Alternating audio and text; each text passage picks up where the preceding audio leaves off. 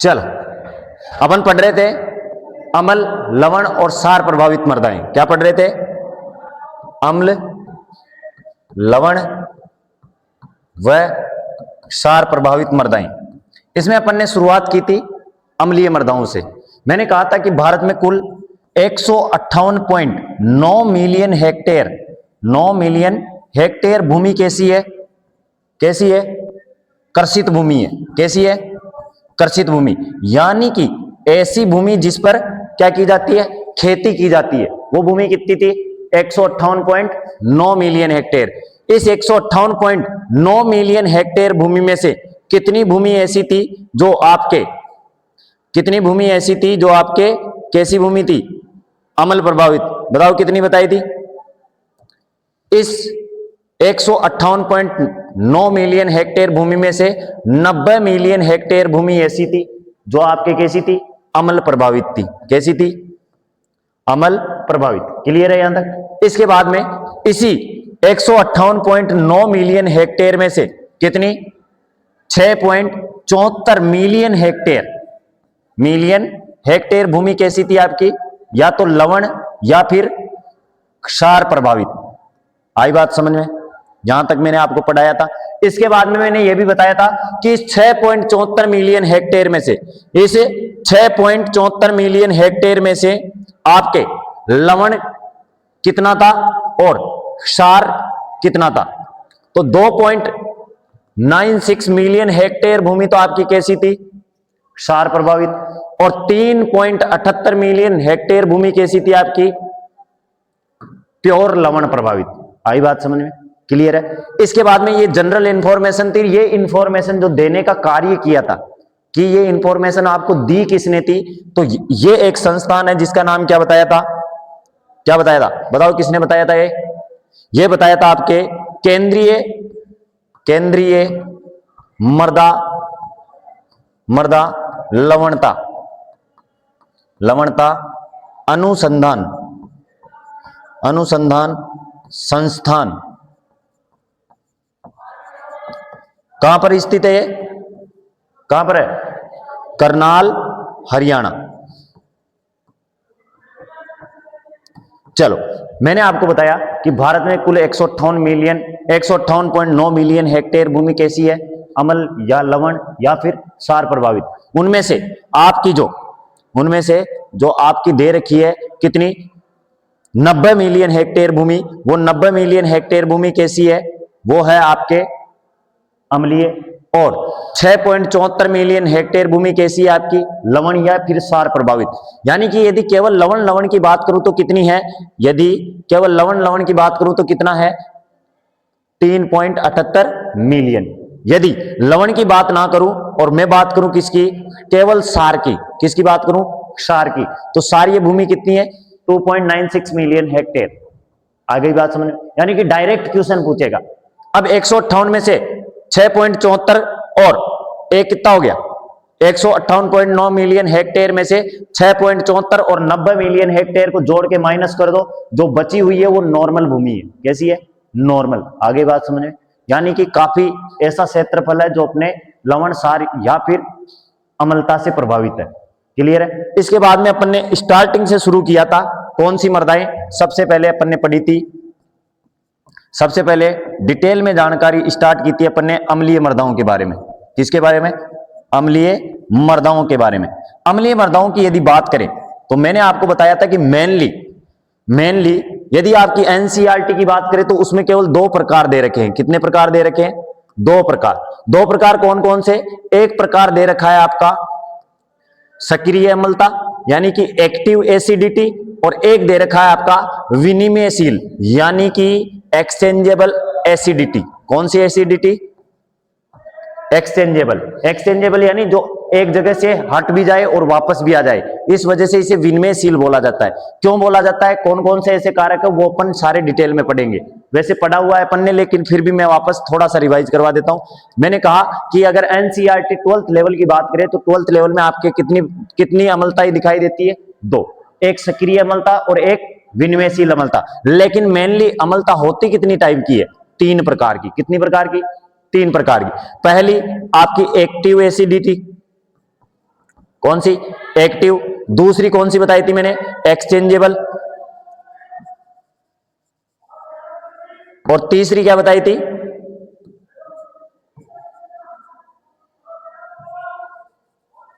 Reserve. कौन सी बताई थी? रिजर्व। पहली एक्टिव एसिडिटी, दूसरी एक्सचेंजेबल, तीसरी रिजर्व।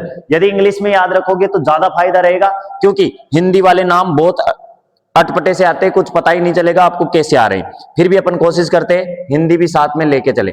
चलो अब देखना, अपन ने कहा कि आपकी जो अम्लताएं होती है वो मुख्यतः कितने प्रकार की होती है? 3 प्रकार की। पहली को आप बोलते हो सक्रिय अम्लता। कौन सी बोलते हो? सक्रिय, या फिर एक्टिव एसिडिटी। दूसरी को क्या बोलते हो? एक्सचेंजेबल, यानी कि विनिमयशील। कौन सी? विनिमयशील। और तीसरी को क्या बोलते हो आप? रिजर्व, यानी कि स्थिर। चलो यहां तक की बात हुई। 3 प्रकार मैंने बताए, इनमें केवल एक एक पॉइंट आपको याद रखना है। यदि आप जेट की तैयारी कर रहे हो और सीयूईटी की तैयारी कर रहे हो तो केवल आपको एक पॉइंट याद रखना है। अगर आपका एक पॉइंट आपने याद कर लिया तो 101% यहां से आपका कभी क्वेश्चन गलत होगा नहीं। हालांकि 12th में ऐसे लेवल के क्वेश्चन पूछेगा नहीं वो, लेकिन आपको जेट में हो गया, सीयूईटी में हो गया, जेआरएफ में हो गया, यहां पे फिर क्वेश्चन थोड़ा डीपली पूछता है। कैसे पूछता है देखना ध्यान से। मैंने कहा कि ये जो आपकी सक्रिय अम्लता होती है, कौन सी अम्लता? सक्रिय अम्लता। देखना, सक्रिय अम्लता जो दिखाई देती है वो देती है मृदा विलयन में। कहां दिखाई देती है? मृदा विलयन में। आपको सीधा सीधा लिखा होगा कि मृदा विलयन में उपस्थित एसिडिटी कौन सी एसिडिटी होती है। आई बात समझ में? मृदा विलयन में यहां पर आएगा मृदा कण के ऊपर, मृदा कण के ऊपर। आई बात समझ में? और यहां पर आएगा मृदा कण के अंदर। तीनों अंतर समझना, तीनों को आपको डिटेल में अंतर समझना है, क्योंकि सिर्फ एक शब्द से आपकी ये क्लियर हो जाएगी। देखो पहली चीज तो मैं आपको क्लियर बताऊं। पहली चीज अपन क्या देख सकते हैं, देखना वहां से वापस। मैंने कहा कि अम्लता जो आपके उत्पन्न होती है वो उत्पन्न होती है 2 कारकों के कारण। कितने कारकों के कारण? 2 कारकों के कारण। एक हाइड्रोजन आयन के कारण और एक आपके एल्यूमिनियम आयन के कारण। इन 2 आयनों के कारण आपकी अम्लता उत्पन्न होती है। क्लियर है? अब देखो, ये जो हाइड्रोजन आयन है, ये आयन घुलता है। क्या करता है? घुलता है।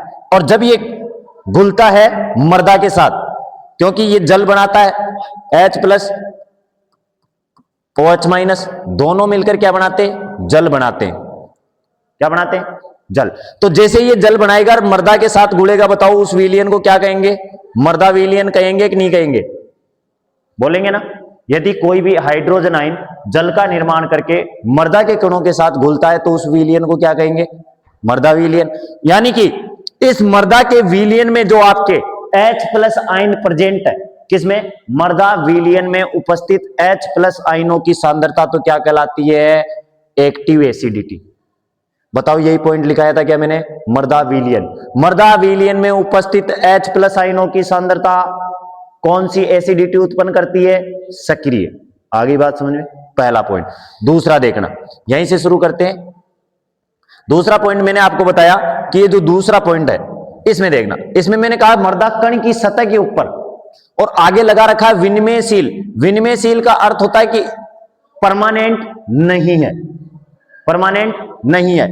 इंग्लिश में लिखा हुआ है एक्सचेंजेबल, यानी कि परिवर्तनशील है, परमानेंट नहीं है। यहां 2 आयन रहेंगे। बताओ अम्लता इन दोनों के कारण ही उत्पन्न होती है क्या?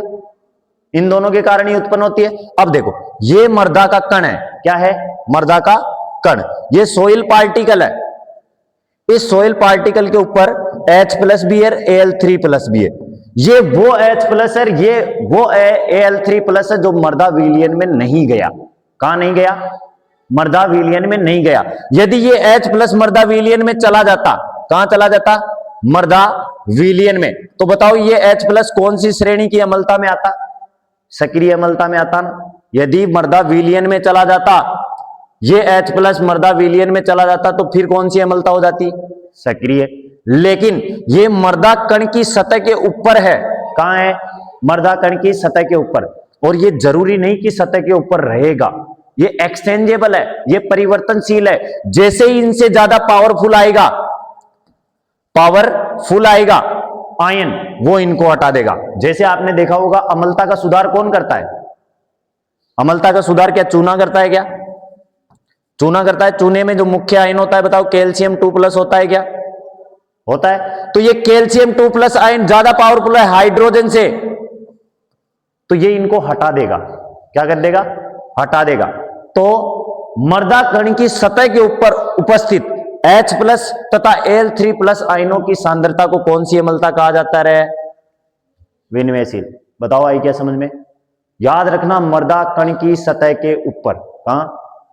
मर्दा कण की सतह के ऊपर। चलो आगे बात करते हैं। इसको सुधार सकते हैं क्या अपन?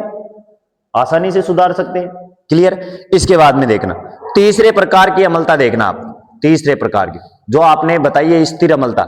जैसे कि नाम से ही पता चल रहा है कि ये जो स्थिर अम्लता होगी ये परमानेंट रहेगी, इसे आप हटा नहीं सकते, इसे आप सुधार नहीं सकते।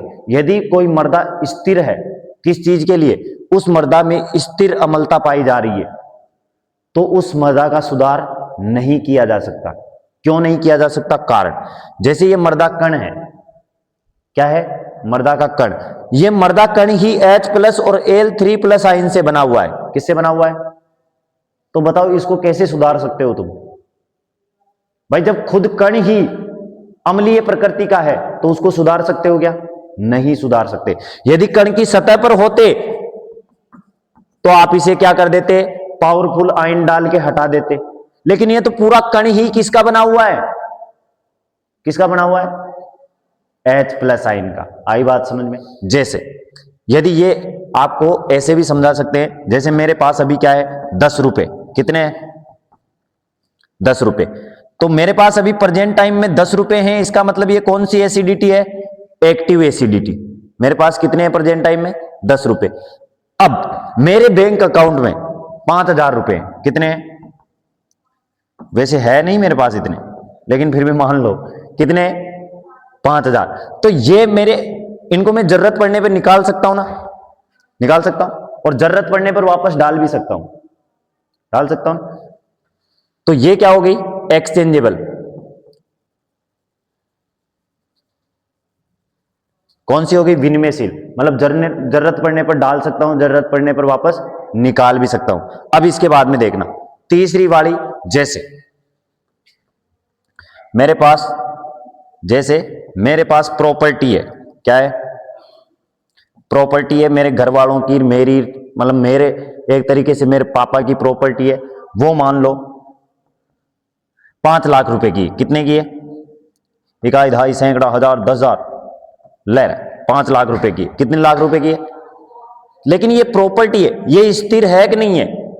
भाई ये पैसे तो मैं कभी भी निकाल सकता हूं, लेकिन इसके लिए तो मुझे बहुत एक ऐसी लिमिट आ जाएगी, जब मैं पूरी तरीके से कंगाल हो जाऊंगा तब मैं इनको निकालूंगा, और निकालने के बाद इतनी वापस मेरे से बनेगी भी नहीं। तो ये परमानेंट है। ये प्रॉपर्टी तो आपके घर से आपको विरासत में मिली है, ये आपने नहीं बनाई। क्लियर है? ये परमानेंट होती है, मतलब खुद पूरी की पूरी प्रॉपर्टी आ गई इसमें, इसके अलावा आपके पास कुछ भी नहीं है। लेकिन ये क्या है? एक्सचेंजेबल है। इन्हें मैं निकाल कर यूज कर सकता हूं और वापस इसको डाल सकता हूं। और ये है जो अभी प्रेजेंट टाइम में मेरे पास है, अभी मेरे जेब में पड़े हुए। तो ठीक उसी प्रकार से मर्दा विलियन में उपस्थित H+ आयन तो क्या कहलाते हैं? मर्दा विलियन में यदि कोई H+ आयन उपस्थित है तो वो तो कहलाएगा आपका सक्रिय अम्लता की श्रेणी में। और मर्दा कण की सतह के ऊपर है कोई, यानी कि बैंक में पैसे पड़े हुए हैं, तो वो एक्सचेंजेबल है, कभी भी आ जा सकते हैं। क्लियर है? इसके बाद में अपन ने क्या पढ़ा था? तीनों प्रकार समझ में आ गए आपके? तीनों प्रकार देखो, एक नोट डाल के मैंने आपको बताया था। नोट डाल के क्या बताया था? कि ये जो आपकी एक्टिव एसिडिटी है, पीएच स्केल इसी को मापता है। किसको मापता है? पीएच स्केल इसी को मापता है। यानी कि जब आप देखो, ये पेन है ना, ठीक ऐसा ही आपका पीएच स्केल आने लग गया है मार्केट में। सीधा जाओगे मर्दा में, थोड़ा सा लगाओगे, लगाने के बाद मर्दा का पीएच आ जाएगा। कि इतना पीएच है इस मर्दा का, तो वो जाएगा कहां? वो ऐसा तो है नहीं कि देखो ये आपका खेत है, क्या है, इस खेत में आपने ये पौधा लगा रखा है, क्लियर है। अब ये मर्दा के कण है, क्या है, ये है मर्दा का कण। देखो यहां क्या भरा हुआ है, ये क्या भरा हुआ है, एक मिनट दूसरा कलर लेते हैं। देखो यहां क्या भरा हुआ है, ये जो येलो कलर में भरा हुआ है ये क्या है, मर्दा विलियन, क्या है, मर्दा विलियन। अब मेरे को यह बताओ, और इस कण के अंदर, यहां से समझते हैं, ये जो कण है आपका, और कौन सा कलर आ गया दिखाई नहीं रहे थे, चलो देखना, ये जो मर्दा का कण है ये बना हुआ है H+ और Al3+ आयन से, क्लियर है। अब ये जो मर्दा के विलियन में उपस्थित है H+ आयन, उस विलियन में उपस्थित है तो कौन सी अम्लता कहलाएगी, सक्रिय अम्लता। यदि मर्दा के कण की सतह के ऊपर है, ऊपर, तो क्या कहलाएगी, विनिमयशील। कौन सी कहलाएगी, विनिमयशील। यहां तक की बात ठीक है, क्या कहलाएगी, विनिमयशील। अब देखना, यदि इस मर्दा विलियन की, अब जो आपका पीएच स्केल आएगा, मान लो आपने ये पीएच स्केल लगाया, तो ऐसा तो है नहीं कि पीएच स्केल के साथ आप कोई पावरफुल तत्व डाल रहे हो जो विनिमयशील अम्लता के H+ और Al3+ को हटा के फिर पीएच नापेगा, ऐसा तो नहीं है ना भाई। मैं क्या कह रहा हूं भाई, ये अपनी मर्दा है, इसमें आपने क्या लगा दिया, ये आपने पीएच मीटर लगा दिया, क्या लगा दिया, पीएच मीटर लगा दिया। अब इस कण की सतह के ऊपर H+ है, इस कण की सतह के ऊपर Al3+ है, तो इसके साथ कोई सुधारक थोड़ी डाला है आपने, सुधारक तो नहीं डाला ना। जैसे कैल्शियम 2+ आयन हटा देता है तो वो थोड़ी डाला है, वो नहीं डाला ना। तो वो कहां, वो तो जो आपके विलियन में उपस्थित होंगे ना H+ आयन, उन्हीं की पीएच को मापेगा। वो ऐसा नहीं कि इस कण की सतह के ऊपर जो H+ और Al3+ है इसको हटाएगा, पहले उनको मर्दा विलियन में लाएगा और फिर नापेगा, ऐसा नहीं करता पीएच मीटर। पीएच मीटर जो मर्दा विलियन में उपस्थित है ना, उसी पीएच को मापेगा। किसको मापेगा, मर्दा विलियन में जो, क्योंकि ये जो एक्सचेंजेबल एसिडिटी है इसको वो हटाता नहीं है, इसको ना ही वो छेड़ता है। जो अपन सुधार हेतु जो प्रयोग करते हैं, सुधार हेतु, देखो पीएच स्केल तो किसको मापता है, पीएच स्केल किसको मापता है, सक्रिय अम्लता को। एक पॉइंट और देखना, एक और इंपॉर्टेंट पॉइंट मैं बता देता हूं नोट डाल के, कि जो पीएच स्केल मापता किसको है, सक्रिय अम्लता को। लेकिन यदि दूसरे पॉइंट की बात करूं कि आप जो चूना मिलाते हो, चूना सुधार हेतु, किस हेतु, सुधार हेतु जो आप चूना मिलाते हो, अम्लीय मर्दाओं का सुधार हेतु अपन चूना मिलाते हैं ना, तो चूना मिलाने पर कौन कौन सी अम्लता का सुधार होता है, तो कौन कौन सी का होता है, सुधार होता है, सुधार होता है। एक कौन सी का होता है, सक्रिय अम्लता का होता है, क्लियर है। और दूसरा कौन सी का होता है, विनिमयशील का। यानी कि आपसे पूछेगा कि पीएच स्केल द्वारा, यदि सीयूईटी में पूछ सकता है, जेट में इतना लेवल नहीं आएगा, लेकिन आपसे कहां पूछ सकता है, सीयूईटी में। सीयूईटी में आपसे पूछ सकता है, क्या पूछ सकता है, कि आपकी जो सुधार हेतु आप चूना डालते हो मर्दा में, क्या डालते हो, सुधार हेतु जो मर्दा में चूना डालते हो, ये चूना डालने पर आपकी कौन कौन सी अम्लता का सुधार होता है और कौन सी का नहीं होता, तो इन दोनों का ही होता है, क्लियर है। तीसरी का नहीं होता, स्थिर अम्लता का सुधार नहीं होता। आई बात समझ में, क्लियर है। अब देखो अम्लीय मर्दा बनने के कारण, क्या, कि अम्लीय मर्दा बनती कैसे, बनने के कारण ये मैंने आपको पहले पढ़ा रखे हैं। एक मैंने बताया था जलवायु, यानी कि ऐसी जलवायु जहां क्या होता है, वर्षा अधिक होती है, ऐसी जलवायु जो आर्द्र होती है, कैसी होती है, आर्द्र। यानी कि आर्द्र जलवायु के केस में क्या होगा, मर्दाएं कैसी बनेगी, कौन सी जलवायु, आर्द्र, या फिर आर्द्र को बोला जाता है नम जलवायु। कौन सी बोला जाता है, यानी कि जहां वर्षा क्या होती है, नमी ज्यादा रहती है। जहां वर्षा ज्यादा होती है उन क्षेत्रों में कौन सी मर्दाएं बनती है, क्यों बनती है, कारण भी बता रखा है आपको, ठीक है। दूसरा पॉइंट क्या बताया था मैंने, दूसरा पॉइंट, अम्लीय उर्वरकों का प्रयोग करोगे तो बनेगी। पेत्रक पदार्थ अम्लीय है तो बनेगी, यानी कि पेरेंट मटेरियल बोला जाता है पेत्रक पदार्थ को। तो यानी कि यदि पेरेंट ही अम्लीय प्रकृति का है तो मृदाएं कैसी बनेगी? अम्लीय बनेगी। लेकिन सबसे इंपॉर्टेंट है इसमें ऑर्गेनिक मैटर, जिसे क्या नाम है? Organic matter. ऑर्गेनिक मैटर,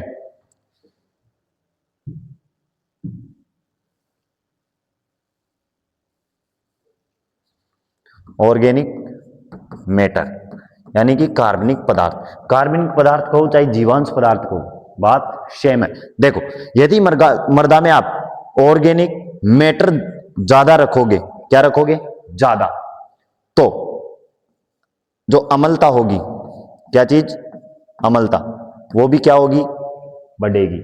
यदि मृदा में ऑर्गेनिक मैटर बढ़ता है तो अम्लता भी बढ़ेगी। ये पॉइंट आपको याद रखना है। क्यों बढ़ेगी? कारण मैंने आपको बता दिया कि आपका जो ऑर्गेनिक मैटर होता है, जब इसका डीकंपोजिशन होता है, यानी कि विच्छेदन होता है, विच्छेदन जब होता है, तो यदि पूरा विच्छेदन हो जाता है तो कौन सी गैस निकलती है? CO2 gas. और ये CO2 गैस आगे चल के H2O से क्रिया करती है, और H2O से क्रिया करके H2CO3, कौन सी?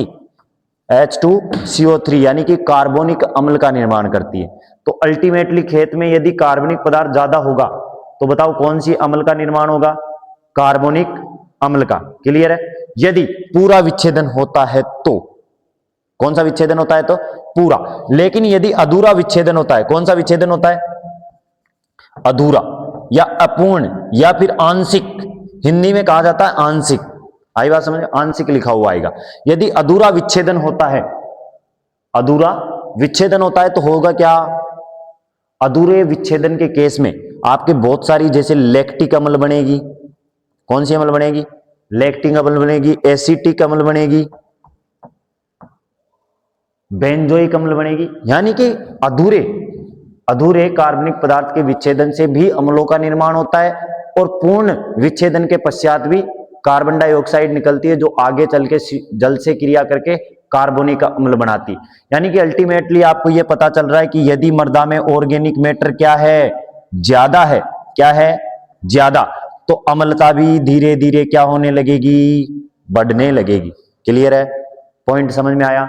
अम्लता से सिर्फ यही क्वेश्चन पूछा जाएगा और कुछ भी नहीं पूछा जाएगा। इसके बाद में केवल एक सारणी बताऊंगा और तीनों प्रकार की मृदाएं आपके क्लियर हो जाएगी, लवणीय, क्षारीय और लवणीय क्षारीय। चल समझते हैं। एक ही सारणी से आपको समझना है। सबसे पहले सेलाइन सोइल, क्या नाम है? सेलाइन, हिंदी में क्या कहते हैं? लवणीय मृदाएं। क्लियर है? सबसे पहले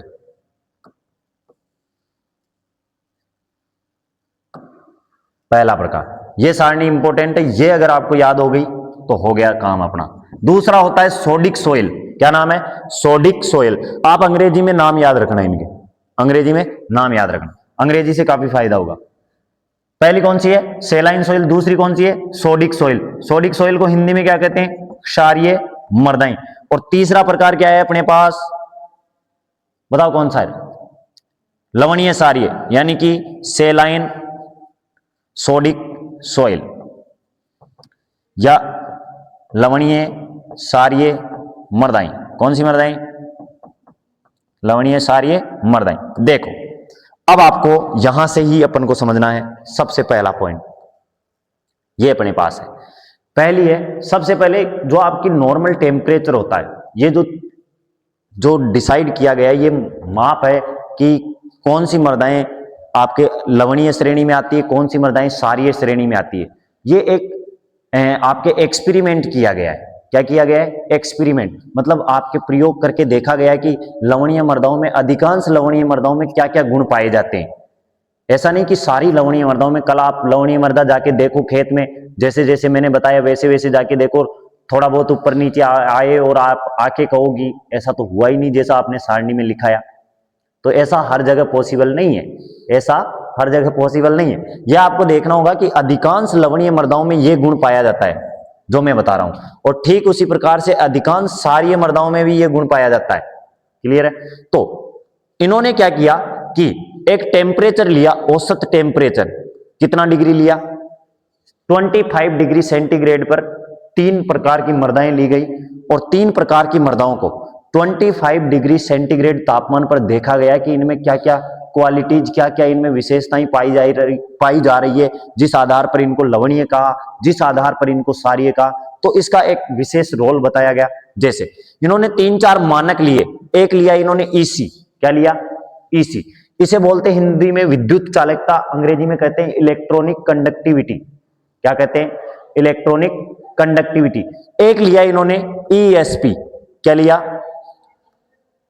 क्या लिया? ईएसपी।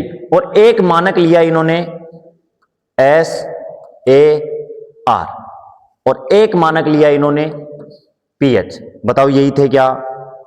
4 मानक लिए क्या? अब देखते हैं ये होते क्या है, ये होते क्या है। ये तो भी अपन डिटेल में पढ़ेंगे, प्रत्येक के बारे में आपको पढ़ा थोड़ी दिया मैंने, इन चारों के बारे में थोड़ी बता दिया। ईसी, ईएसपी नहीं बताया ना। देखो इसका तो मैंने बताया इलेक्ट्रॉनिक कंडक्टिविटी यानी कि विद्युत चालकता। ईएसपी का होता है एक्सचेंजेबल सोडियम परसेंटेज। क्या बोला? एक्सचेंजेबल सोडियम परसेंटेज यानी कि विनिमय सोडियम प्रतिशतता। क्लियर है? एसएआर सोडियम एडजॉर्प्शन रेशियो यानी कि सोडियम अधिशोषण अनुपात। और पीएच पावर ऑफ हाइड्रोजन। क्या बोला जाता है? Power of hydrogen. यहीं से आपको समझना है होता क्या है। ये अपन डिटेल में वापस पढ़ेंगे कि इन चारों में क्या अंतर है, कैसे इनको समझा जाता है। हालांकि ईसी होती क्या है, एसएआर क्या होता है, ईएसपी होती क्या है, ये चारों चीजें अपन वापस पढ़ेंगे। फिलहाल अपन अपनी सारणी को कंप्लीट करते हैं। क्लियर है? तो ये जो ईसी होती है, इसकी जो आपके ईसी की जो इकाई होती है वो होती है डेसीसाइमन प्रति मीटर। क्या होती है? डेसीसाइमन प्रति मीटर। इनको भी प्रतिशत में लिखा जाता है, इसको भी प्रतिशत में लिखा जाता है। और पीएच तो आपको पता है ही सही, इकाई रहित है। क्लियर है? आई बात समझ? आगे चलते हैं। मैंने कहा कि ऐसी मृदाएं जिनका 25 डिग्री तापमान पर जिनकी ईसी 4 डेसीसाइमन प्रति मीटर से क्या हो, ज्यादा हो, 4 डेसीसाइमन प्रति मीटर से ज्यादा हो। बस एक ये पॉइंट याद रख लेना, आपकी पूरी सारणी बन जाएगी। पहला पॉइंट अगर आपने याद रख लिया लवणीय मृदाओं का, सबसे पहले तो याद रखना कि ऊपर ही ऊपर लवणीय मृदाएं आती है, क्योंकि यहीं से कंफ्यूजन शुरू होता है। वहां जाते ही भूल जाओगे कि लवणीय पहले आती है, एक लवणीय क्षारीय पहले आती है, एक क्षारीय पहले आती है। तो आपको पहला पॉइंट तो यही याद रखना है कि अपन ने पहले नंबर पर सारणी में कौन सा नाम लिखा है? लवणीय। तो लवणीय की ईसी कितनी होती है? 4 डेसीसाइमन प्रति मीटर से ज्यादा। यदि इसकी ज्यादा है, इसका केवल यही ज्यादा रखना और बाकी सारे कम कर देना। जैसे ईसी रखी गई है 4 डेसीसाइमन प्रति मीटर, यानी कि एक ईसी की रेंज रखी गई है कि यदि इससे ज्यादा है तो अलग प्रकार की मृदाएं होगी, यदि इससे कम है तो अलग प्रकार की बनेगी। तो इसका जो मानक रखा गया है, जैसे आपके पीएच होती है ना, जैसे आपकी पीएच होती है 0 से 14 होती है ना, ठीक उसी प्रकार से ये जो ईसी रखी गई है इसको निर्धारित किया गया है 4 डेसीसाइमन प्रति मीटर। कितना निर्धारित किया गया है? यानी कि 4 डेसीसाइमन मीटर को आधार मान के ये बता रहे हैं कि मृदा कैसी कैसी हो सकती है। जरूरी नहीं कि 4 ही होती है, ऐसा जरूरी नहीं है। 10 भी होती है, 25 भी होती है, 20 भी होती है। आई बात समझ? लेकिन इन्होंने आधार माना है कि यदि 4 डेसीसाइमन प्रति मीटर मृदा की ईसी है तो फिर वो मृदाएं लवणीयता की श्रेणी में आने लग जाती है। आई बात समझ में? यदि इससे कम है तो फिर वो अलग श्रेणी में जाती है, यदि उससे भी कम है तो अलग श्रेणी में जाती है। इन्होंने कहा कि यदि कोई मृदा है उसकी ईसी 4 डेसीसाइमन प्रति मीटर से ज्यादा है, मतलब वो मृदा कैसी है? लवणीय। लेकिन यहां केवल एक पॉइंट को आधार मान के ये नहीं कहा जा सकता कि ये सेलाइन सोइल है। इसके अलावा और भी पॉइंट इन्होंने देखे। जैसे दूसरा पॉइंट इन्होंने कहा कि यदि मान लिया ऐसी मृदा जिसकी ईसी कितनी है? 4 डेसीसाइमन प्रति मीटर से ज्यादा, तो फिर उसके ईएसपी की रेंज रखी गई है 15%। कितनी रखी गई है? उसके एसएआर की आधार रेंज रखी गई है 13%। कितनी रखी गई है? और उसकी पीएच की रेट रखी गई है, पीएच की रेंज रखी गई है 8.5। यानी कि इनको आधार मान के बताया है। यदि लवणीय मृदा होगी तो उसकी ईसी कितनी होगी?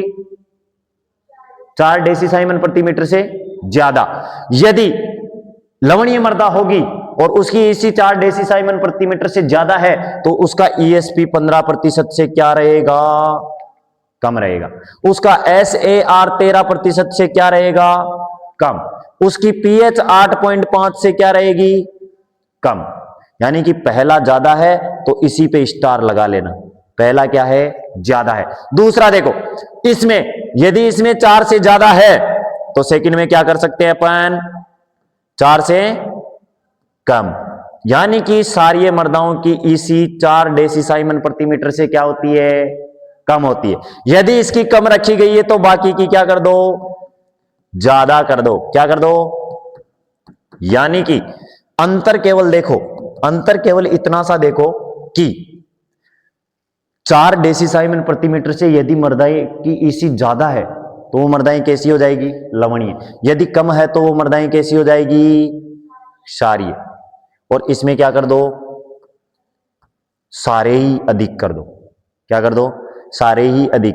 4 डेसीसाइमन प्रति मीटर से अधिक, 15% से अधिक, 13% से अधिक और 8.5 से अधिक। ये सारणी आपसे पूछी जाएगी, चाहे कुछ भी हो जाए, कुछ भी हो जाए, ये सारणी से क्वेश्चन आएगा ही आएगा। हर बार आता है, इस बार भी आएगा। बस इन चिन्हों का ध्यान रखना।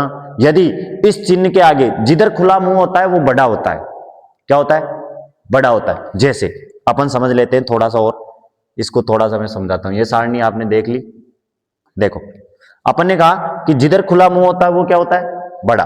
केवल इतना सा याद रखना, खुला मुंह क्या होगा, बड़ा होगा, और बंद मुंह क्या होगा, छोटा। देखो आपने कह दिया 4 डेसीसाइमन प्रति मीटर से ज्यादा, मतलब ये क्या है, बड़ा। 4 से बड़ा है।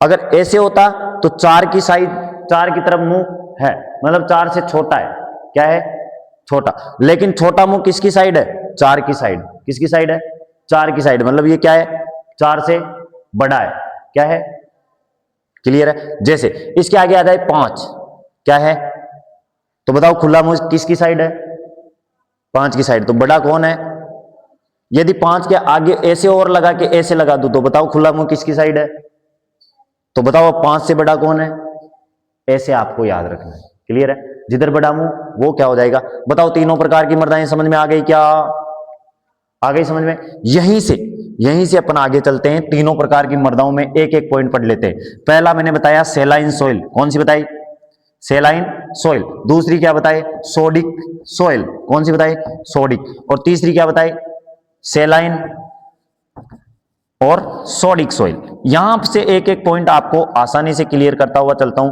जहां से आपके क्वेश्चन आने के चांसेज है। चलो देखते,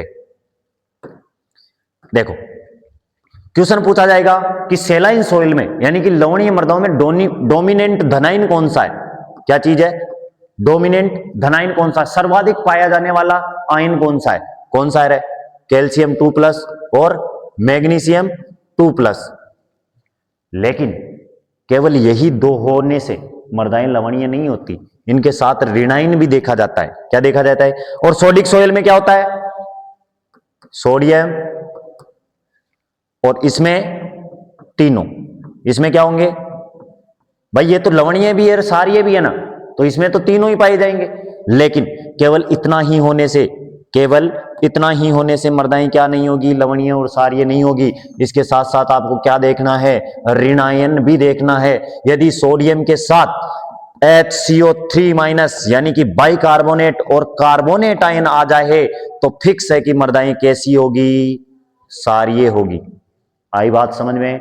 यदि सेलाइन सोइल है उसमें कैल्शियम मैग्नीशियम है तो फिक्स है कैल्शियम मैग्नीशियम के साथ क्लोराइड और SO4 2- यानी कि सल्फेट आयन आएगा ही आएगा। यानी कि ऋणाइन आपसे पूछ ले कि लवणीय मृदाओं में कौन से ऋणाइन डोमिनेंट होते हैं, तो डोमिनेंट कौन से होते हैं, क्लोराइड और सल्फेट। धनाइन कौन से डोमिनेंट होते हैं, कैल्शियम और मैग्नीशियम। सारी मृदाओं में डोमिनेंट धनाइन Na+, और लवणीय मृदाओं में, सॉरी सारीय मृदाओं में जो डोमिनेंट ऋणाइन होते हैं वो कौन से होते हैं, बाइकार्बोनेट और कार्बोनेट। और इसमें सभी, इसमें सभी। बताओ क्लियर है क्या। आपसे पूछेगा कि लवणीय मृदाओं में धनायन कौन से पाए जाते हैं, क्षारीय मृदाओं में कौन से धनायन पाए जाते हैं। क्वेश्चन घुमा के उल्टा सीधा कुछ भी पूछेगा। आई बात समझ में? यहां तक की बात ठीक है। तो अब अपन ने टॉपिक देखे थे, पहला एक देखा था ईसी। ईसी को क्या कहते हैं? विद्युत चालकता। इस क्लास की पीडीएफ आपके उसमें आ जाएगी, क्या बोलते हैं, टेलीग्राम चैनल पे, वहां से देख लेना ना। अंग्रेजी में क्या कहते हैं ईसी को? Electronic conductivity. क्या कहते हैं?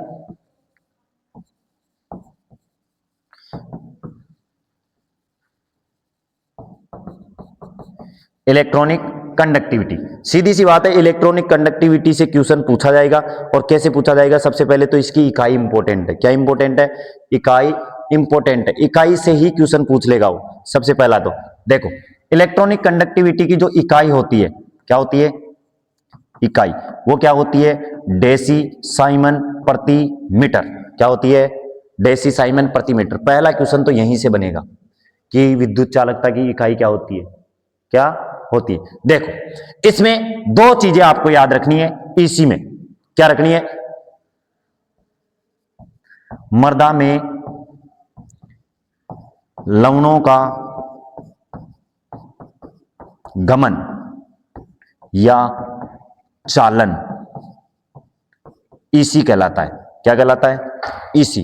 किसी भी मृदा में लवणों का नहीं रहे, किसी भी मृदा में विद्युत का चालन, किसका चालन? विद्युत का गमन या चालन क्या कहलाता है? यानी कि सीधी भाषा में कहूं तो ऐसी मृदा जिसमें करंट आता है, ऐसी मृदा जिसमें करंट नहीं आता। यानी कि ये क्या बताती है? करंट को बताती है। किसको बताती है? करंट फ्लो को बताती है। अंग्रेजी में कहूं तो सीधा करंट फ्लो को बताती है। किसको बताती है? करंट फ्लो को, कि इस मृदा में कितना करंट फ्लो हो रहा है, कितना करंट बह रहा है।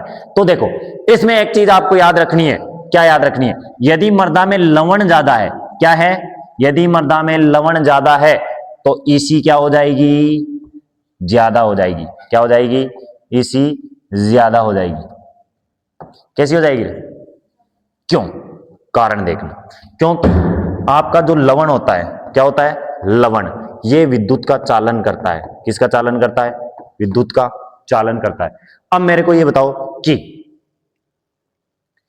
ये जो लवण होता है ये विद्युत का चालन करता है। यदि किसी भी मृदा में लवण ज्यादा होंगे तो बताओ उस मृदा में करंट ज्यादा बहेगा, कम बहेगा?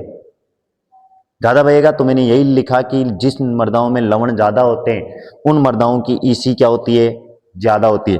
बताओ क्या अपन ने पहले यही पढ़ा है क्या? जिन मृदाओं में लवण ज्यादा होते हैं उनकी ईसी बताओ ज्यादा है कि नहीं है ना? बताओ क्लियर है कि नहीं है? बताओ ईसी समझ में आया क्या आपके? ईसी समझ में आ गया? आ गया? क्लियर है? दूसरा पॉइंट देखो, ईसी के बाद में अपन ने क्या देखा था? ईएसपी। क्या देखा था? ईएसपी को अंग्रेजी में बोलते हैं एक्सचेंजेबल।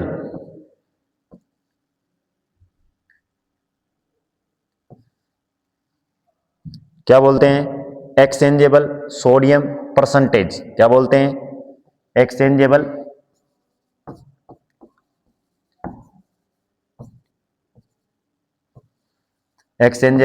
Sodium percentage. हिंदी में कहूं तो क्या बोलेंगे? विनिमय सोडियम, क्या बोलते हैं? प्रतिशतता। यानी कि आपकी मृदा में, कितना सोडियम प्रेजेंट है उसी को कहते हैं विनिमय सोडियम प्रतिशतता। लेकिन कंडीशन है कि वो विनिमयशील होना चाहिए, एक्सचेंजेबल होना चाहिए। क्या होना चाहिए? एक्सचेंजेबल। एक्सचेंजेबल होगा तभी उसे हटाया जा सकता है। क्लियर है क्या? ये केवल किसकी गणना करता है? जो आपके हटाया जा सकता है। एक्सचेंजेबल होना चाहिए। कैसा होना चाहिए? एक्सचेंजेबल। आपने बताओ एक्सचेंजेबल एसिडिटी देखी थी क्या? विनिमयशील अम्लता देखी थी क्या? उसमें बताओ एल्यूमिनियम और हाइड्रोजन आयन को कैल्शियम हटा रहा था कि नहीं हटा रहा था? वो एक्सचेंजेबल थे कि नहीं थे? और वो कहां पाए जा रहे थे? बताओ H+ और Al3+ कहां पाए जा रहे थे? कण की सतह पर। तो इसमें जो इसकी परिभाषा होती है, मृदा कण की सतह पर। किसकी सतह पर? मृदा कण की सतह पर किस पर? सतह पर उपस्थित कौन सा आयन? सोडियम आयन की सांद्रता ही क्या कहलाती है? ESP कहलाती है। कि आपके, क्योंकि मर्दा कण की सतह पर आ रहा है, इसका मतलब कैसा है? एक्सचेंजेबल है। कैसा है? मतलब विनिमयशील है, हटा सकते हैं उसको अपन। यानी कि मर्दा कण की, देखो मर्दा में कितना सोडियम है उससे मतलब नहीं है, मर्दा कण की सतह पर कितना सोडियम है उसी को क्या कहा जाता है? ESP कहा जाता है। मर्दा के अंदर हो सकता है ज्यादा हो, मर्दा के अंदर हो सकता है ज्यादा हो, लेकिन वह सोडियम जो मर्दा कण की सतह के ऊपर प्रेजेंट है उसे क्या कहेंगे? क्या कहेंगे? ESP कहेंगे। आई बात समझ में? और इन्होंने जो ESP की, देखो आपसे यह भी पूछ सकता है कि ESP की बताओ रेंज कितनी रखी गई थी? ESP रेंज बताओ कितनी रखी गई थी? 15%। कितनी रखी गई थी? क्लियर है? ठीक उसी प्रकार से EC की रेंज कितनी रखी गई थी?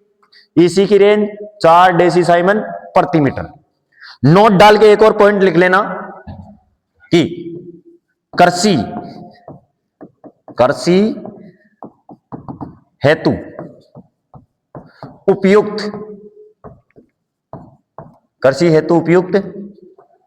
EC मर्दा की, ऐसी मर्दाएं जिनकी EC कितनी हो कि अपन आसानी से उनमें खेती कर सके, तो 2 डेसीसाइमन प्रति मीटर से कम EC वाली मर्दाएं बेस्ट होती है एग्रीकल्चर के लिए। किसके लिए? एग्रीकल्चर के लिए। यदि आप खेती करनी है तो उन मर्दाओं की EC कितनी होनी चाहिए? कितनी होनी चाहिए? 2 डेसीसाइमन प्रति मीटर से कम होनी चाहिए। कितनी होनी चाहिए? कम होनी चाहिए। क्लियर है? ये 2 पॉइंट मैंने बता दिए जो आपको सारणी बताई थी। पहला क्या बताया? EC बताया। दूसरा क्या बताया? ESP बताया। तीसरा देखो रे, यहीं लिख लेते हैं। तीसरा पॉइंट देखो, बताओ कौन सा था तीसरा? SAR। Sodium adsorption ratio. क्या बोलते हैं इसे? सोडियम एडजॉर्प्शन रेशियो, यानी कि सोडियम अधिशोषण अनुपात। क्या कहते हैं? सोडियम अधिशोषण अनुपात। क्या कहते हैं? सोडियम अधिशोषण अनुपात। सीधी सी बात है कि मर्दा में कितना सोडियम प्रेजेंट है, कितना सोडियम अधिशोषित हो रहा है। देखो मैं आपको बताऊं, अधिशोषित एडजॉर्प्शन का जो मेन थीम है वो बताते हैं अपन। चलो देखते हैं। अब यहां से बात करते हैं अपन। किसके बारे में बात कर रहे हैं? किसके बारे में बात कर रहे हैं? सोडियम के बारे में। किसके बारे में बात कर रहे हैं? सोडियम के बारे में। और सोडियम का भी क्या? अधिशोषण। अधिशोषण का अर्थ होता है किसी भी सतह के ऊपर आकर चिपकना। किसी भी सतह के ऊपर आकर चिपकना। सतह के ऊपर आकर चिपकना क्या कहलाता है? क्या कहलाता है? अधिशोषण। देखो अधिशोषण यानी कि किसी भी मर्दा में सोडियम कितना है, सोडियम कितना अधिशोषित हो रहा है। किसी भी मर्दा में सोडियम कितना अधिशोषित हो रहा है किसकी तुलना में? कैल्शियम 2+ और मैग्नीशियम 2+ की तुलना में। इसी को कहा जाता है SAR। क्या कहा जाता है? अब देखो मैंने SAR की एक रेंज बताई थी। क्या बताई थी? SAR की क्या बताई थी? रेंज बताई थी। रेंज बताई थी ना? कितनी बताई थी रेंज? 13 बताई थी। यदि मर्दा में सोडियम SAR का रेशियो क्या है? SAR का रेशियो 13% से ज्यादा है। मतलब कैल्शियम और मैग्नीशियम की तुलना में 13% ज्यादा सोडियम अधिशोषित हो रहा है मर्दा के ऊपर। क्या हो रहा है? 13% से ज्यादा सोडियम अधिशोषित हो रहा है कैल्शियम और मैग्नीशियम की तुलना में। देखो यहीं पे समझते हैं, वापस ध्यान से समझना। मैंने कहा कि एक मर्दा है, कौन सी? क्षारीय। कौन सी है? एक मर्दा है कैसी? लवणीय। क्लियर है? इसकी ESP कितनी है? क्षारीय की 15% से ज्यादा है। इसका SAR कितना है? 13% से ज्यादा है। और लवणीय मृदा का SAR 13% से क्या है, कम। और ESP भी क्या है, 15% से कम। बताओ यही था क्या? सारणी देखो एक बार, सारणी देखने से तुम्हें पता चलेगा क्या यही था क्या? अगर यही था तो अब तुम्हें समझना पड़ेगा। क्या समझना पड़ेगा? देखना, इंपॉर्टेंट पॉइंट है, समझना पड़ेगा। कैसे समझ सकते हैं, ध्यान से देखना। मैंने कहा कि ये जो ESP होता है ये तो बताता है क्या, एक्सचेंजेबल सोडियम परसेंटेज, कि मृदा कण की सतह के ऊपर कितना सोडियम है, कितना सोडियम है। अब बताओ सोडियम होगा तो मृदाएं कैसी होगी? क्योंकि उन मृदाओं में जिनमें सोडियम अधिक पाया जाता है वह मृदाएं कौन सी मृदाएं कहलाती है? सारी मृदाएं। और जिन मृदाओं में कैल्शियम और मैग्नीशियम 2+ ज्यादा पाया जाता है वो मृदाएं कौन सी कहलाती है? लवणीय मृदाएं। क्लियर है? अब मैंने कहा कि जिन मृदाओं की ESP 15% से ज्यादा है, मतलब ESP का मतलब है एक कण की सतह के ऊपर 15% अधिक ज्यादा अवशोषित, अधिक ज्यादा आकर चिपक रहा है। कौन? इस कण की सतह के ऊपर पर Na+, कौन सा प्लस? Na+ 15% से भी अधिक चिपक रहा है। मतलब 15% से अधिक चिपक रहा है, मतलब कौन सी मृदा है? सारी। और SAR मैंने क्या बताया कि कैल्शियम 2+ और मैग्नीशियम 2+ की तुलना में मृदा की सतह के ऊपर, यानी कि ये मृदा का कण है, इसकी सतह के ऊपर कैल्शियम और मैग्नीशियम की तुलना में सोडियम कितना आके चिपक रहा है? कैल्शियम और मैग्नीशियम की तुलना में सोडियम मृदा की सतह पर कितना अधिशोषित हो रहा है या चिपक रहा है, उसी को क्या कहते हैं? अब बताओ 13% से कम चिपकेगा तो कौन सी मृदा हो जाएगी? लवणीय। 13 से कम चिपका तो, और 13 से ज्यादा चिपका तो, बताओ आया क्या समझ में? बताओ 13 से ज्यादा चिपक रहा है, मतलब इसका मतलब है कि 13% अधिक चिपक रहा है सोडियम, किसकी तुलना में? कैल्शियम और मैग्नीशियम की तुलना में। मतलब आयन कौन सा बढ़ रहा है? सोडियम। और सोडियम आयन बढ़ता है तब कौन सी मृदा बनती है? बताओ। ये मैंने कहा कि 13% से भी कम सोडियम आयन, तो इधर तो केवल एक सोडियम आयन ही है और इधर तो दो है, कैल्शियम भी है और मैग्नीशियम भी है। तो यदि 13% से कम रहता है, यदि 13% से भी कम चिपक रहा है कौन? सोडियम, तो इसका मतलब फिर मृदाएं कैसी बनेगी? लवणीय ही बनेगी। लेकिन 13 से ज्यादा चिपकने लग गया सोडियम, भाई 13 तक तो एक रेंज दे रखी है इन्होंने ये रेंज दे रखी है कि यदि 13 तक सोडियम चिपक जाता है, 13% अधिक चिपक जाता है, तब तो मृदाएं कैसी रहेगी? लवणीय ही रहेगी। लेकिन यदि 13 से भी ज्यादा चिपक गया, 13 से भी ज्यादा % में चिपक गया, तो फिर कौन सी मृदाएं बन जाएगी? सारी। बताओ तीनों पॉइंट समझ में आ गए क्या? EC, SAR और ESP। आ गई बात समझ में? चलो, SAR का एक फॉर्मूला भी होता है, वो आपको बता देते हैं। SAR बराबर सोडियम कितना अधिक है कैल्शियम और मैग्नीशियम की तुलना में? किसकी तुलना में? कैल्शियम और मैग्नीशियम की तुलना में आपका कितना अधिक है, इसी को कहा जाता है SAR। फॉर्मूले के क्वेश्चन आते हैं, क्या आते हैं? याद रखना, ये अंडररूट केवल कैल्शियम और मैग्नीशियम के। किसके हैं? कैल्शियम और मैग्नीशियम के। बताओ ये क्लियर है क्या? दो पॉइंट और बहुत अच्छे बताता हूं, फिर इसके बाद में आगे देखेंगे। एक होती है आपकी सेलाइन सोइल। कौन सी सोइल होती है? सेलाइन सोइल। इसे आप क्या बोलते हो? क्या बोलते हो? एक होती है आपकी सोडिक सोइल। सोडिक सोइल को आप क्या बोलते हो? क्षारीय मृदाएं। यहीं से आपको एक पॉइंट समझना है। क्या समझना है? केवल एक पॉइंट समझना है। कैसे समझते हैं? मैंने कहा कि इनमें दो आयन अधिक पाए जाते हैं, कैल्शियम 2+ और मैग्नीशियम 2+। ये दोनों आयन, ये दोनों आयन सफेद, कौन से होते हैं? सफेद। आई बात समझ? पहली चीज।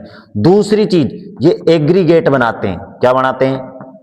एग्रीगेट का अर्थ होता है ढेले बनाना। क्या बनाना?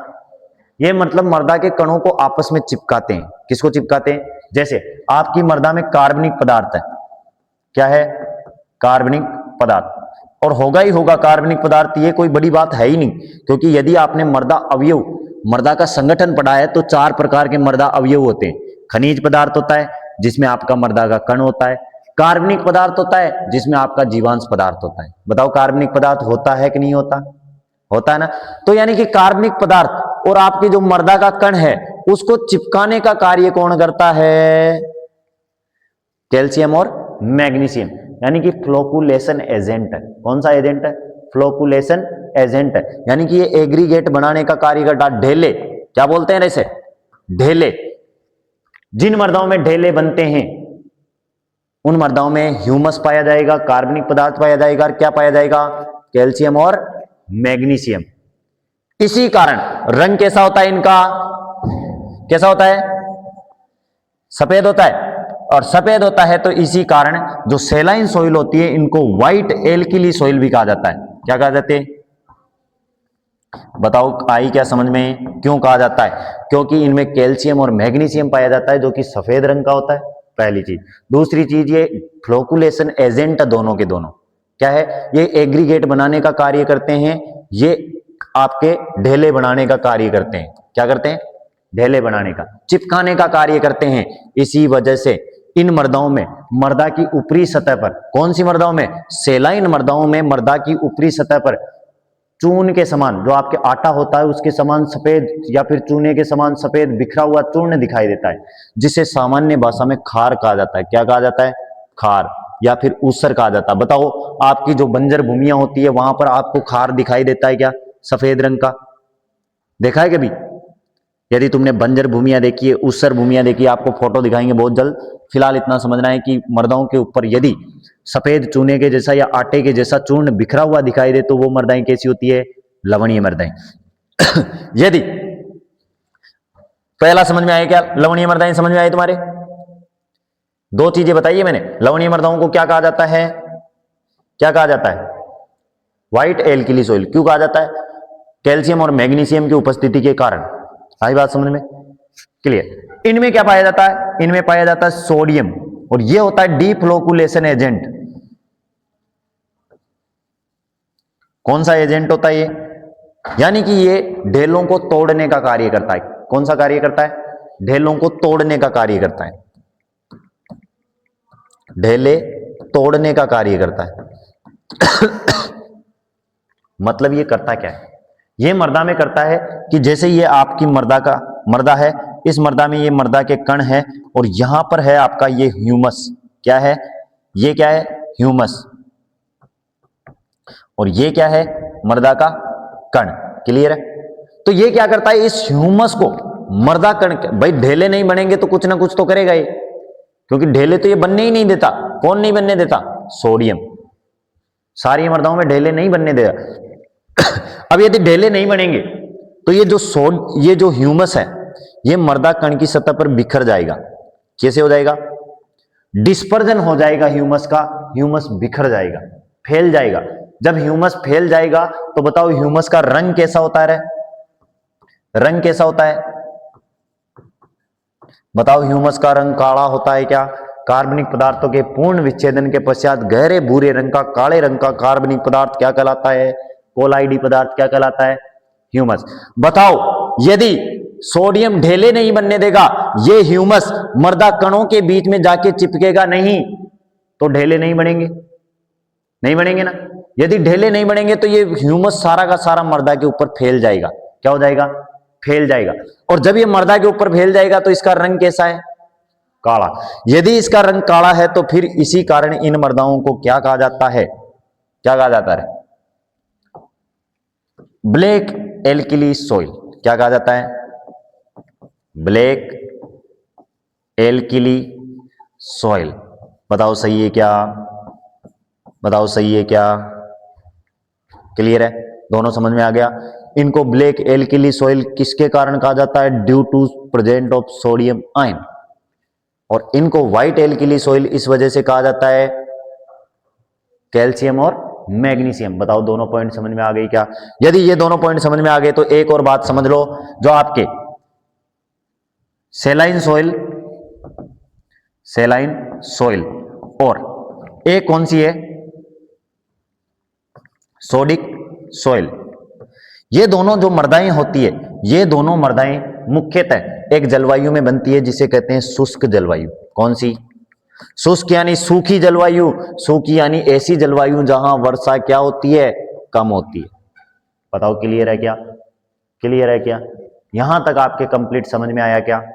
ऐसा एक भी पॉइंट जो आपके समझ में नहीं आया हो तो बताओ। अब देखो यहां से एक और क्लियरिटी आपको बताता हूं, दो इंपॉर्टेंट कैरेक्टर बताता हूं। एक तरफ किसके बताता हूं? सेलाइन यानी कि लवणीय मृदाओं के, और दूसरी तरफ बताता हूं किसके? सोडिक मृदाओं के, यानी कि क्षारीय मृदाओं के। एक एक इंपॉर्टेंट कैरेक्टर बताऊंगा, बाकी डिफरेंस आप कर सकते हो। जैसे ईसी का डिफरेंट करोगे, किसका करोगे? ईसी का। तो इनकी ईसी क्या होती है? 4 डेसीसाइमन प्रति मीटर से ज्यादा। कितनी होती है? ज्यादा। इनकी ईसी कितनी होती है? 4 डेसीसाइमन प्रति मीटर से कम। कर सकते हो ना ये डिफरेंस? ठीक इसी प्रकार से यदि ईएसपी का करोगे तो इनकी ईएसपी क्या होती है? 15% से कम। इनकी ईएसपी क्या होती है? 15% से ज्यादा होती है क्या? एसएआर देखो रे, एसएआर की यदि बात करूं तो इनका एसएआर 13% से कम होता है। और भाई साहब ये क्या हो गया?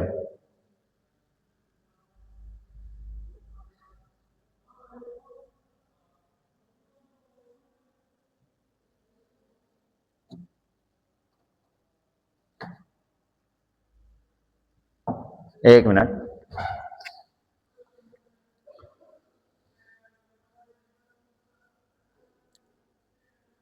ये तो पूरी पीपीटी खराब हो गई फिर इसका मतलब। ये तो गंभीर समस्या हो गई, पीपीटी गई डूब खाते में। कोई बात नहीं, तुम तो ऐसे क्लास देख के लिख लोगे ना।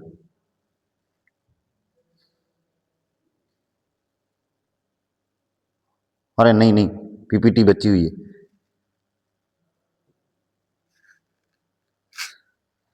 पीपीटी तो बची हुई है अभी, बच गए शायद। देखना पड़ेगा बच्चे कि नहीं बचे। कुछ भी नहीं बचे रे अपन।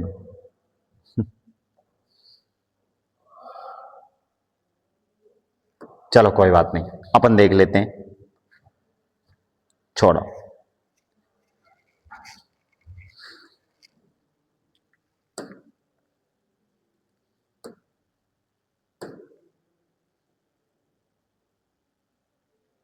नारे नारे ना, चलो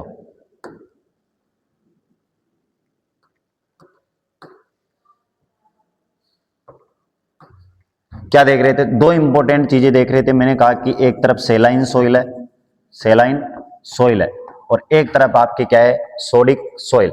मैंने दो चार अंतर तो आपको आसानी से बता दिए थे, उनको आप वापस क्लास को देख लेना, रिकॉर्ड क्लास को।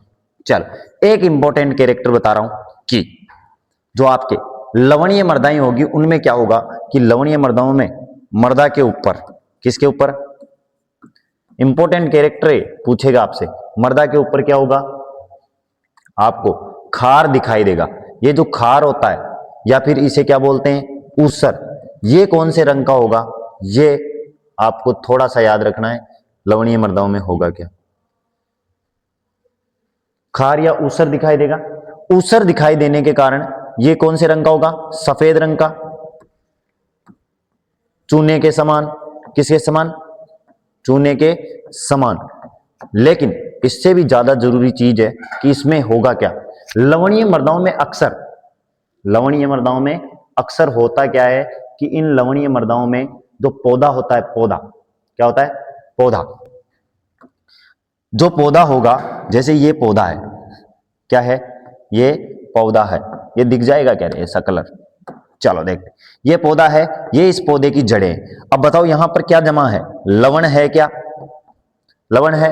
तो लवण होने के कारण यहां एक्सो एक्सो ऑस्मोसिस होता है। क्या होता है? यहां होता है बाह्य परासरण। क्या होता है? बाह्य परासरण के कारण, बाह्य परासरण के कारण होगा क्या कि पौधे में नमी है, इस खेत में फुल नमी है, और नमी के साथ साथ क्या है?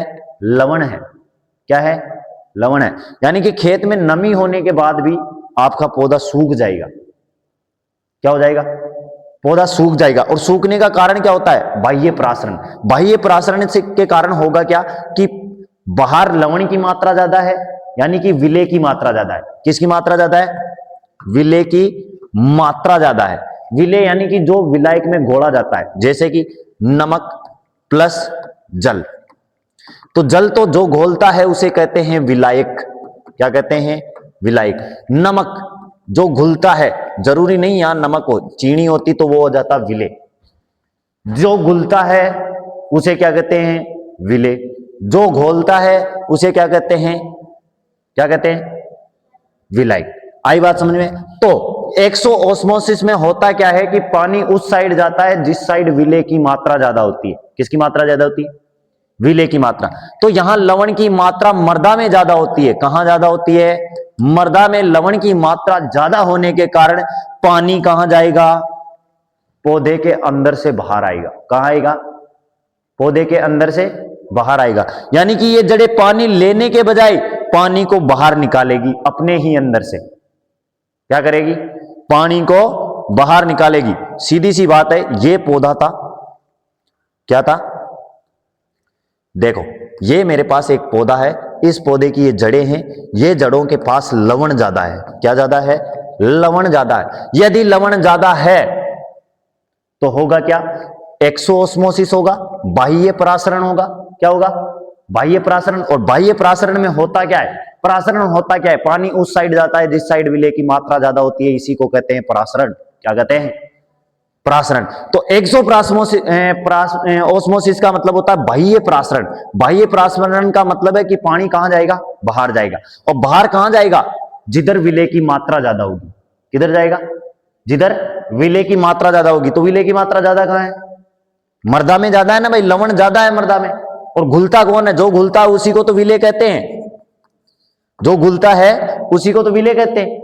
तो बताओ विले की मात्रा ज्यादा कहां है? मृदा में ज्यादा है ना भाई। लवणीय मृदाओं में लवण ज्यादा होंगे। पौधे में कहां से लवण आ जाएंगे? आप मेरे को बताओ। पौधे में लवण आएंगे क्या इतने जितने लवणीय मृदा में? नहीं आएंगे ना।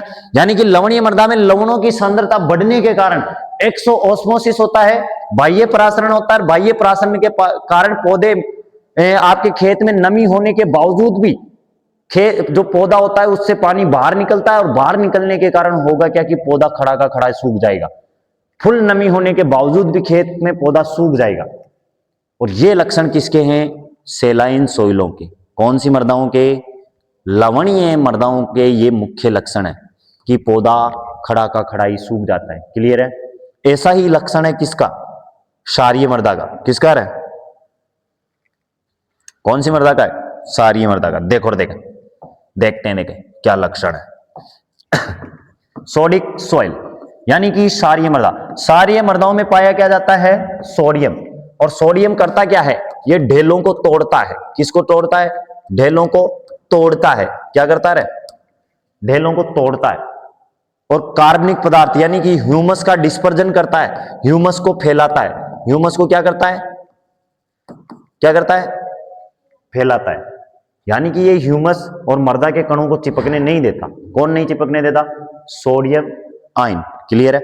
अब देखो, यदि ये मृदा के कणों को चिपकने नहीं देता, ढेले नहीं बनने देता, तो होगा क्या कि जैसे ये मेरे मृदा की सतह है। क्या है? सतह। इस मृदा में ये क्या है? मृदा के कण है। क्या है? मृदा के कण। तो यहां इन मृदा के कण आपस में चिपक कर क्या बनाते हैं? ढेले बनाते हैं। क्या बनाते हैं? ढेले बनाते हैं। लेकिन सोडियम की उपस्थिति के कारण क्या नहीं बनेंगे? ढेले नहीं बनेंगे। और जो ये ह्यूमस होगा ये पूरी मृदा में फैल जाएगा। कहां चला जाएगा? मृदा के कणों के बीच में जहां जहां इसे खाली स्थान मिलेगा वहां वहां क्या कर जाएगा? फैल जाएगा। फैल जाने से जो मृदा में रंध्र अवकाश होता है, क्या अवकाश होता है? रंध्र अवकाश, पोरोसिटी होती है। क्या बोलते हैं इसे? पोरोसिटी। पोरोसिटी जो होती है, सरंध्रता, उसमें क्या आती है? कमी आती है। बताओ इन रंध्रों के बीच में भाई जहां आपके क्या था? जहां आपके क्या था? ये मृदा, एक मिनट रहा भाई, ये अपना खेत था। इस खेत में मृदा इसी प्रकार जमी रहती है। मृदा के कण ही होते हैं ऐसे। और बीच में, इनके बीच में खाली स्थान पाया जाता है क्या? जिसे ही तो अपन क्या कहते हैं? रंध्रावकाश या पोरोसिटी कहते हैं ना। यहां या तो जल भरा रहता है या फिर भरी रहती है वायु। लेकिन यहां पर ये जो ह्यूमस होता है, जब ये ह्यूमस चिपकेगा नहीं और ये फैल जाएगा, किसके कारण? सोडियम आयन के कारण। कौन सी मृदाओं में? क्षारीय मृदाओं में, तो ये जब फैल जाएगा तो इन रंध्रों के बीच में ये आपका ह्यूमस आकर जमा हो जाएगा। क्या हो जाएगा जमा? ह्यूमस आकर हो जाने पर पोरोसिटी क्या हो जाएगी? पोरोसिटी क्या हो जाएगी? कम हो जाएगी। यदि पोरोसिटी हो जाएगी तो बताओ इस मृदा के ऊपर वर्षा हो गई, पानी भर गया, आपने सिंचाई कर दी, तो सिंचाई करने के पश्चात वर्षा या फिर मैं कह सकता हूं सिंचाई, क्या कह सकता हूं? सिंचाई। आपने वर्षा या सिंचाई कर दी तो बताओ ये पानी नीचे एक साथ चला जाएगा या धीरे धीरे जाएगा? भाई रंध्र तो सारे ब्लॉक हो गए, रंध्रता डाउन हो गई, बिल्कुल पोरोसिटी कम हो गई, तो बताओ ये पानी धीरे धीरे जाएगा कि नहीं जाएगा? धीरे धीरे जाएगा। तो बताओ मृदा की सतह के ऊपर अधिक समय तक पानी भरा रहेगा कि नहीं भरा रहेगा? यानी कि क्षारीय मृदाओं का मुख्य गुण होता है कि मृदा की सतह के ऊपर अधिक समय तक पानी का भरा रहना। किसका बना रहना? पानी का। बताओ क्लियर है क्या? उधर क्या था इंपॉर्टेंट गुण कि पानी होने के बावजूद भी पौधा सूख जाता है, और इधर क्या है? पानी लंबे टाइम तक भरा रहता है। और इसी ह्यूमस के कारण आपकी मृदाएं कैसी दिखाई देगी? कैसी दिखाई देगी? बताओ क्लियर है क्या? क्लियर है क्या? अब इसकी अपन एमसीक्यू क्लास देखेंगे। लवणीय क्षारीय मृदाएं आपके कंप्लीट हो चुकी है, बस इनका सुधार बचा है। क्या बचा है? सुधार, वो अपन करवा देंगे। आप फिलहाल सबसे एक इंपॉर्टेंट पॉइंट यहीं पे बता देता हूं आपको। क्या बताना है इसमें, कुछ ज्यादा इंपॉर्टेंट है नहीं, फिर भी अपन समीकरण पढ़ेंगे। जैसे अम्लीय मृदा है, कौन सी मृदा है? तो इसका जो सुधार किया जाता है चूना या फिर चूने पदार्थों से। कौन से पदार्थों से? चूने के पदार्थों से इन मृदाओं का सुधार किया जाता है। क्लियर है क्या? अम्लीय मृदाओं का सुधार किसके द्वारा किया जाता है? ठीक है। दूसरा देखो रे, दूसरा लवणीय मृदाएं। लवणीय मृदाओं का मुख्यतः जो सुधार किया जाता है वो किया जाता है भौतिक विधियों द्वारा। कौन सी विधियों के द्वारा? जैसे जल निकास करके, जैसे खइयां खोद के, जैसे खुरचना, स्क्रैपिंग जिसे बोलते हैं, निक्षालन करके। ठीक है। इसके अलावा क्या होती है सारी पढ़ेंगे। और तीसरा क्षारीय मृदाएं। कौन सी मृदाएं? क्षारीय मृदाएं। इनका दो प्रकार के रसायनों से आप सुधार कर सकते हो, जैसे कैल्शियम युक्त लवणों का प्रयोग करके भी क्षारीय मृदाओं का सुधार किया जाता है, और जिप्सम का प्रयोग करके भी। किसका? जिप्सम। या फिर एक और आता है जिसे कहते हैं पाइराइट। क्या कहते हैं? पाइराइट तो अपने राजस्थान के सीकर जिले में ही पाया जाता है। तो इन दोनों का प्रयोग करके भी अपन कौन सी मृदाओं का रासायनिक सुधार कर सकते हैं? क्षारीय मृदाओं का। लवणीय मृदाओं का रासायनिक सुधार इतना लाभदायक नहीं है, इनका केवल और केवल भौतिक सुधार ही महत्वपूर्ण है। क्लियर है क्या? बताओ ये कंप्लीट हो गया क्या अब आपके? अब बताओ लवणीय मृदा में कुछ डाउट है आपके? क्षारीय मृदा में क्लियर है? यहां तक की बात कंप्लीट है। जलवायु लिखा दी क्या? लवणीय मृदाओं के लिए कौन सी? लवणीय क्षारीय के लिए शुष्क, इसके लिए अम्लीय मृदाओं के लिए कौन सी? आर्द्र। बताओ क्लियर है क्या? एमसीक्यू है, कम से कम 70-80 क्वेश्चन की एमसीक्यू क्लास है अपनी। उस क्लास में तुम्हारे सारे डाउट क्लियर हो जाएंगे, कैसे कैसे क्वेश्चन आते हैं, सारे क्वेश्चन आ जाएंगे। पिछले साल में अम्लीय लवणीय मृदाओं से कौन कौन से क्वेश्चन आए हुए हैं, सारे आपके क्वेश्चनों के नीचे लिखे होगा कि कौन सा क्वेश्चन जेट में कब आया था, कौन सा क्वेश्चन सुपरवाइजर में कब आया था, सारी चीजें अपने यहां मिल जाएगी। क्लियर है? धन्यवाद। राधे राधे।